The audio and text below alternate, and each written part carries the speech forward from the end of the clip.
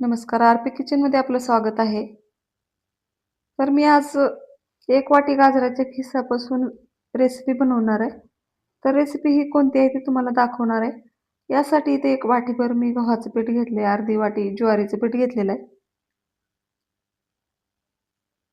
2 चमचे तांदळाचं पीठ घेतलेलं आहे आणि 2 चमचे बेसन घ्यायचे.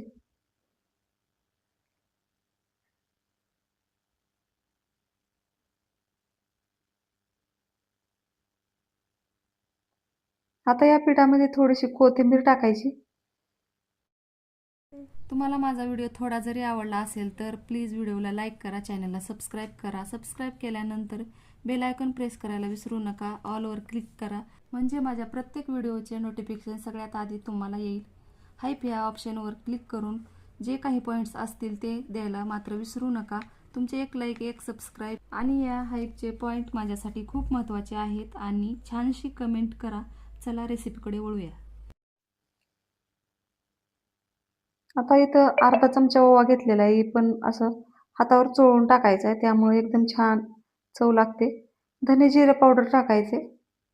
आता इथं मी लसण आणि कोथिंबीरचं मीठ वाटून ठेवलेलं आहे. ते ह्याच्यात टाकून घ्यायचे.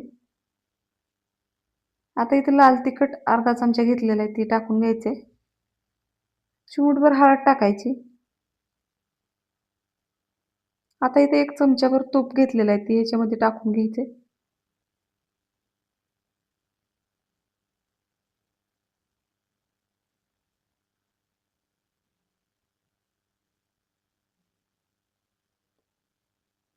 आता हे छान असं हाताने मिक्स करून घ्यायचे.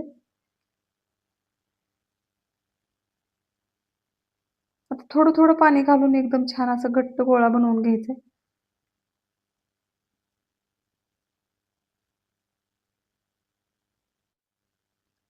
पीठ मळून झालेलं आहे. बघू शकता एकदम छान असं पीठ मळून झालेलं आहे.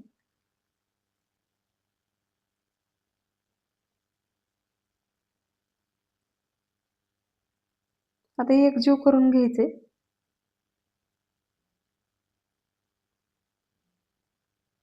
आता या पिठाच्या मी गाजराच्या पुऱ्या बनवणार आहे. एकदम छान असं चवदार लागतात. एकदा नक्की बनवा. तर मी याच्या आधी गोड पुऱ्या बनवल्या होत्या गाजराच्या. ती पण तुम्ही चॅनलवर जाऊन बघू शकता. तर बऱ्याच रेसिपी माझ्या गाजराच्या आहेत. तर नक्की बघा.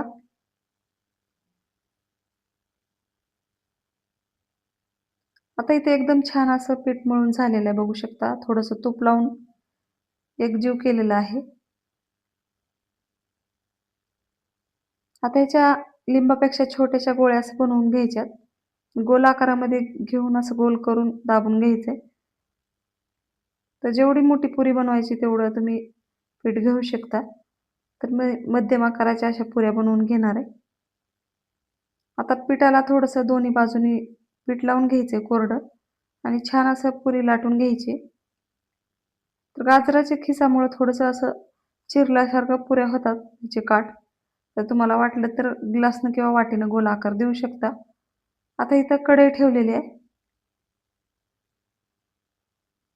त्याच्यामध्ये तेल टाकायचे. तेल छान गरम करून घ्यायचे आणि जास्त गरम झाल्यावरच पुरी टाकायची तळण्यासाठी.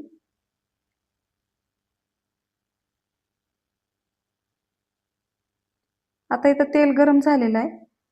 आता इथं पुरी तळून घ्यायची.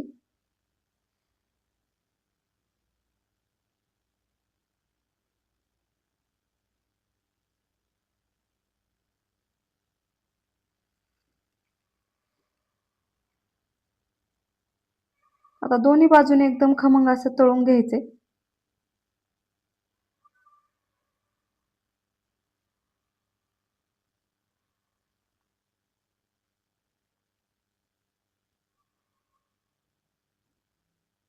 तर याच पद्धतीने मी सर्व पुऱ्या तळून घेणार आहे.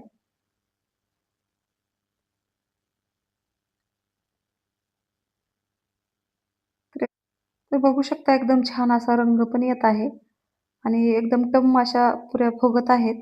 तर एकदम छान चवदार अशा हे गाजराच्या पुऱ्या एकदा नक्की बनवा. तुम्ही प्रवासात पण घेऊन जाऊ शकता. 4-8 दिवस एकदम छान असा टिकतात अशा पद्धतीनं पुऱ्या बनविल्यास. तर एकदा नक्की बनवा. तर आता सर्व पुऱ्या तयार झालेल्या आहेत बघू शकता. आता ही लोणच्यासोबत किंवा असंच जरी खाल्ल्या तर एकदम छान लागतात. तर एकदा नक्की बनवा. माझ्या चॅनलला सबस्क्राईब करा, लाईक करा, शेअर करा. व्हिडिओ बघितल्याबद्दल धन्यवाद.